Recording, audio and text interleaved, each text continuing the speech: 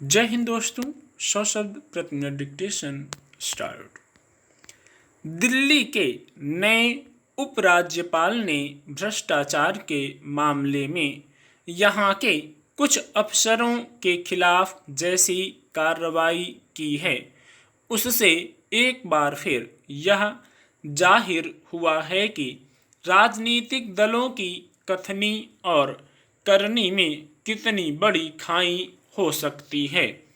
उपराज्यपाल ने दिल्ली सरकार के मातहत काम करने वाले 3 अधिकारियों को तत्काल प्रभाव से निलंबित कर दिया है। इनमें मुख्यमंत्री अरविंद केजरीवाल के कार्यालय में तैनात एक उप सचिव भी शामिल हैं, जिन पर एक पुराने मामले में कार्रवाई हुई है।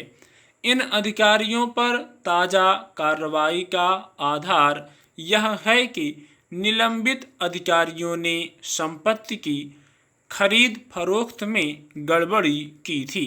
फिलहाल इन सभी के खिलाफ विभागीय जांच शुरू कर दी गई है। जाहिर है दिल्ली की आम आदमी पार्टी यानी आप की सरकार के लिए यह एक और बड़ा झटका है। यूं दिल्ली के उपराज्यपाल ने अपना पद संभालने के बाद यह साफ कर दिया था कि भ्रष्टाचार के प्रति शून्य सहनशीलता की नीति अपनाई जाएगी और इसके तहत जो भी दोषी होंगे उनके खिलाफ सख्ती होगी।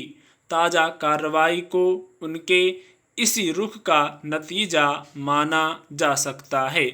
मगर अब इस मसले पर अगर फिर से दिल्ली सरकार और उपराज्यपाल के बीच टकराव का नया अध्याय शुरू हो जाए तो हैरानी नहीं होगी।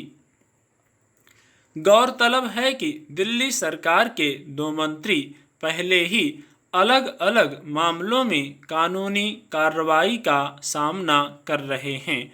इनमें स्वास्थ्य मंत्री सत्येंद्र जैन धन शोधन मामले में इन दिनों तिहाड़ जेल में हैं।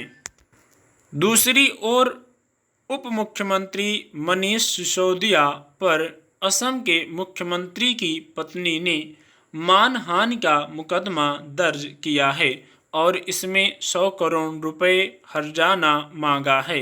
यह स्थिति दिल्ली में पार्टी के नेताओं की है, जहां उसने भ्रष्टाचार के खिलाफ जंग लड़ने का ऐलान किया था और सिर्फ इसी वजह से उसके पक्ष में जन समर्थन उभरा था। इसके अलावा हाल ही में पंजाब में आप सरकार में स्वास्थ्य मंत्री रहे विजय सिंगला को मंत्रिमंडल से इसलिए बर्खास्त कर दिया गया कि वे अपने महकमे में हर काम और निविदा के बदले 1% कमीशन मांग रहे थे। विचित्र यह है कि पंजाब का स्वास्थ्य मंत्री बनने के बाद सिंगला ने भ्रष्टाचार पर शून्य सहनशीलता का दावा करते हुए कहा था कि किसी भी तरह के भ्रष्ट आचरण को बर्दाश्त नहीं किया जाएगा, लेकिन भ्रष्टाचार के ही आरोपों के बाद उन्हें बर्खास्त और गिरफ्तार भी किया गया। सवाल है कि आखिर आम आदमी पार्टी के सबसे मुख्य दावे में इतनी जल्दी इतना बड़ा फर्क आने की क्या वजह है। यह छिपा नहीं है कि आपकी राजनीतिक बुनियाद ही भ्रष्टाचार के खिलाफ लड़ाई के दावे पर ही तैयार हुई थी। इस पार्टी के शीर्ष नेताओं ने आम जनता के बीच यह वादा किया था कि वे देश में एक राजनीतिक संस्कृति तैयार करेंगे जो पूरी तरह भ्रष्टाचार से मुक्त होगी।